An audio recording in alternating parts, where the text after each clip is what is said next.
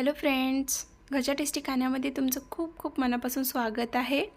आज मी तुमच्यासोबत शेअर करणार आहे पोटॅटो पेरी पेरी रेसिपी। एकदम झटपट होणारी रेसिपी आहे। आता मुलांची शाळा सुरुवात झालेली आहे शाळेला आणि मुलं दुपारला आल्यानंतर काहीतरी खायला मागतात, त्यावेळेसाठी ही रेसिपी एकदम परफेक्ट आहे। झटपट होणारी, अगदी 10 ते 15 मिनिटांमध्ये बनवून ही रेसिपी तयार होते।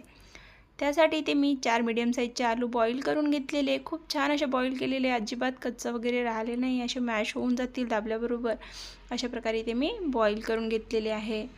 एक बाउल घेतलेला आहे, त्यामध्ये असा ग्रेटर घेतलेला आहे, त्याच्याने आपण इथे आलू बॉईल केलेले ग्रेट करून घेणार आहोत।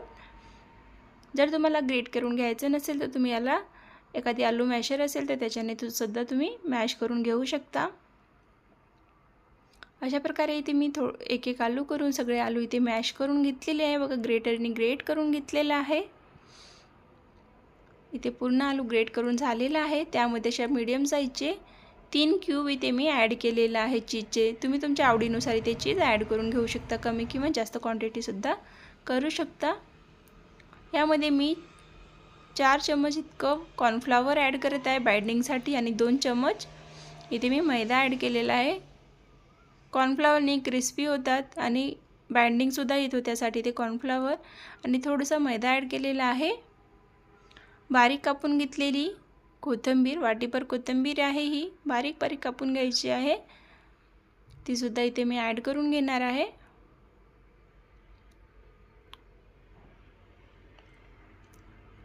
चवीपुरतं थोडंसं अर्धा चम्मच इतकं ब्लॅक पेपर पावडर,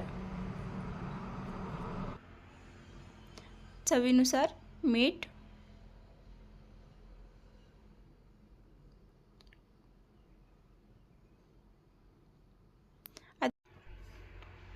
इथे मी व्यवस्थित मिक्स करून घेणार आहे चम्मचने आणि थोडंसं मिक्स झाल्यानंतर मी हाताने याचा गोळा तयार करून घेणार, छान असा डो तयार करून घेणार आहे। इथे बघा, इथे व्यवस्थित मिक्स करून घेतलेलं आहे चम्मचने थोडंसं आणि आता हाताचा वापर करून छान असा इथे मी डो लावून घेणार आहे। इथे पीठ व्यवस्थित मळून घेणार आहे। बघू शकता, इथे व्यवस्थित पीठ मळून तयार झालेलं आहे। आता एक तुमच्याकडे छान असा मोठा बोर्ड असेल किंवा एखादी मोठं जर पोळपाट असेल तर त्याच्यावर अशा प्रकारे आपल्याकडे आपलं पीठ थोडंसं लावून घ्यायचं आहे पोळी लाटण्यासाठी।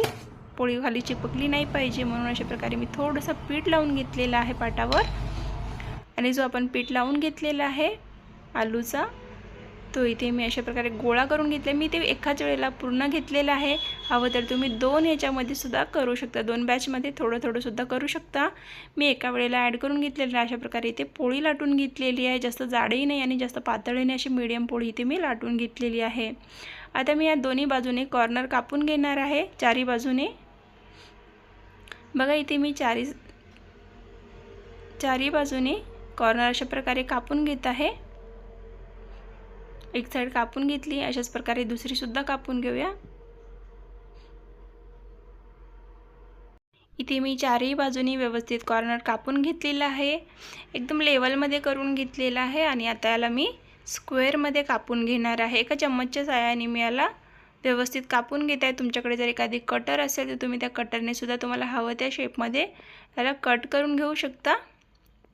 मी चाकूनच याला कट करून घेणार आहे। मी ते स्क्वेअरमध्ये कापत आहे, तुम्ही याला ट्रायंगल शेपमध्ये सुद्धा कापू शकता, रेक्टँगलमध्ये सुद्धा कापू शकता, तुम्ही तुमच्या आवडीप्रमाणे। कटर असेल तर कटरने सुद्धा कापू शकता, पण तुम्ही अशा प्रकारे सुद्धा सिंपलमध्ये जरी कापून फ्राय केलं तरीही दिसायला आणि खायला सुद्धा तेवढीच छान लागते।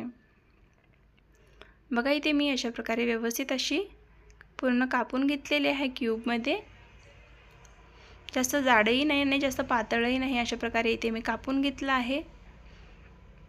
यापेक्षा तुम्ही लहान साईजसुद्धा करू शकता, पण या साईजमध्ये व्यवस्थित आहे।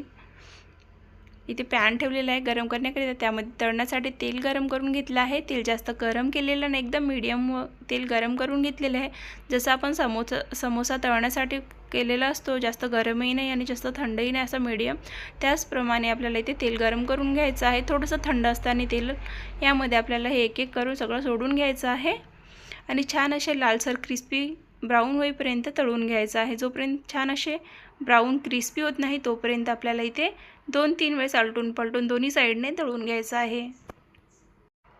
पाहू शकता तुम्ही इथे छान असे लाल क्रिस्पी झालेले आहेत, ब्राऊन असे.